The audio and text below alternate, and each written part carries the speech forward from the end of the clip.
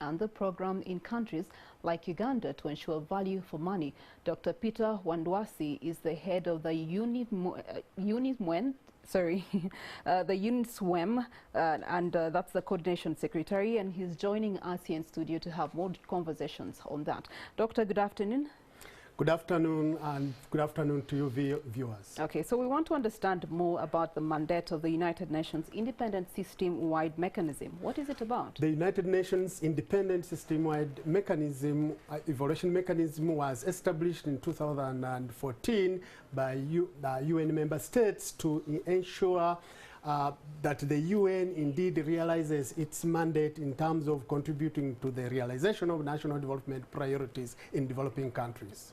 All right. How does this work, especially to benefit Uganda, to benefit the donors, and also to benefit the citizens as whole? Uganda is an active member of the United Nations body. It was also a signatory to various international instruments. It has also acceded, indeed, to the UN Charter, and therefore it is obligated under all circumstances to ensure that it actually works towards the realization of all the obligations enshrined in the United Nations Charter.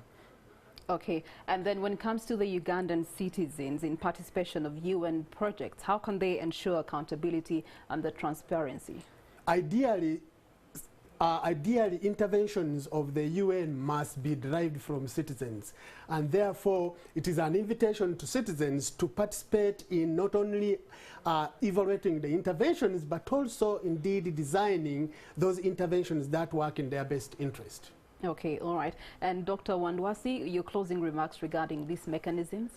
We would like to invite Ugandans to participate in the mechanism and ensure that indeed projects implemented by the United Nations bodies that are represented in this country indeed are part and parcel of their processes of participation, but also benefiting them in all aspects. Okay, all right. Thank you so much, Doctor.